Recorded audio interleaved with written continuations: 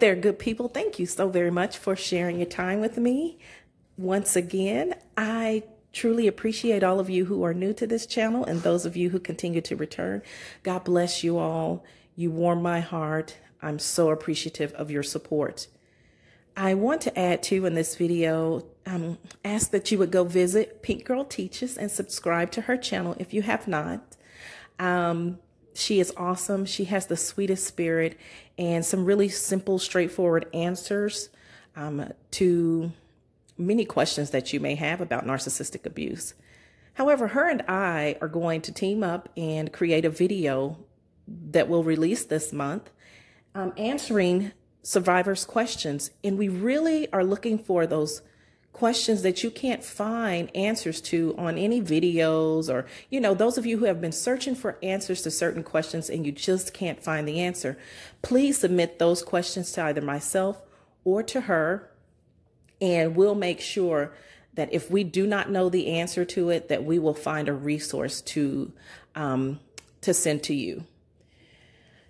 So today's video, I want to talk about how narcissists wish death on people constantly. I don't know if you guys experience this, like a narcissist saying, I wish this person would die, or I'm glad they're dead, serves them right, kind of thing.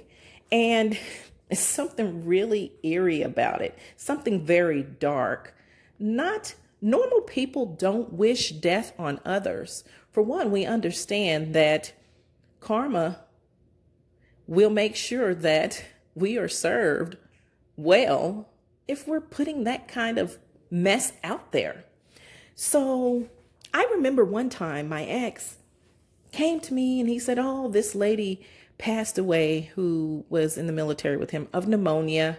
And, you know, she was such a bitch. And I'm only spelling that because it feels really bad to say that about someone who has passed, or someone, period, who I don't know.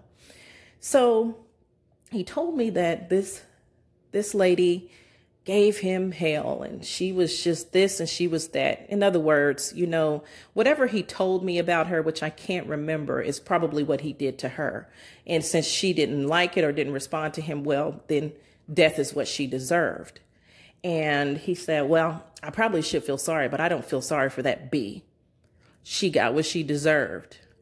You guys, my heart sunk when I heard him say this. It was absolutely unbelievable. I was like, I've never heard, like, I'm thinking, like, what did she do that was so bad? And again, he told me what it was after I thought that. And I was like, seriously? I was like, you know, she has kids and she has a husband. And here I am thinking, like, this is just terrible and awful. And I'm about to, you know, cry when he's telling me this, because I'm thinking of her family, of losing their mother to pneumonia. Not my ex. Goodbye and good riddance was, you know, his take on it. Not only that situation, but he had a cousin that he hated, that he hates. I'm sure he still does, because he's hated her since he was 8 years old. But that cousin, he also wished that she would die. She need to die and go somewhere or something. Just very dark, sinister type of thinking and behavior. In addition to that, the one person he would wish death on the most was his ex-wife, the mother of his children. Now, I would step in when he would make these comments, because there was a sting. There was the reality when he would comment about her like this that I had to face of, if he's saying this about the woman who gave birth to his children, what would he say about me when I cross him? And he would just, oh, she was a bitch this, bitch that. If I could choke that bitch out, I wish that I could be in the desert with that bitch alone, and killing her would be legal. I mean, all of these kinds of things he would say about her. And he's like, I would punch her in the face and choke her out. Now, he's 5'7", she's 4'11". All right. She is a very heavy woman, but still, here is a man saying that it is okay for him to punch out, knock out, choke out the mother of his children. I hadn't noticed that she had done anything bad enough for him to want to kill her. And he said, and I wish I'd kill that bitch if, if it wasn't for the kids. So looking at my facial expression, realizing that I am just flabbergasted by what he's saying, then he cleans it up with, but for the kids, I don't wish death on her. Well, I'm sorry. You just told me exactly how you would do it. Punch her out, choke her out. You wish all these things. Like, that's not good. Like, what are you holding on to? I can't relate to that type of anger, because even though I can't stand him now, I never have thought of wishing death on him ever. So you guys, narcissists do this a lot. I've noticed a lot of them that I've communicated with. I've heard them say, well, that bitch can die, or she can go and die, or he can die, or, oh, I wish I could run him over with my car. And I'm like, that's kind of dark, and that's one of the red flags to me when you're in the relationship. It lets you know that something so minor for them becomes a really big deal. A deal big enough, the injury was big enough from his ex-wife that he wanted her dead. And if he could figure out how to get away with it, he would.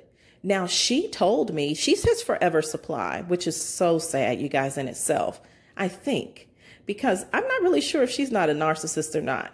However, she is his forever supply. And although she told me that he would drag her by her head, she had to sleep with a gun, he would drag her by her hair and, threaten to bash her face in and kill her and everything, she still wanted to be with him. And I say that she's a narcissist, but she may not be, because I know people who have been beat up by their significant other and still felt like they wanted to be with them because they are asleep. They don't understand what's going on. They can't see the big picture. They can't see that love doesn't hurt. Love doesn't hurt like that.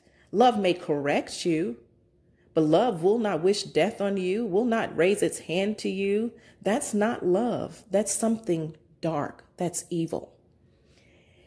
And so anyway, I just wanted to share that. You guys, let me know what your experience was like with narcissists and death. Like, when you cross them, they want you to die. I know, I can only imagine what my ex says about me. So, but anyway, let me know again what you think. I could go on and on and on about his evil ways, but that was just something I thought about quickly and thought I'd put it out there and see what you guys' experience was like. God bless you.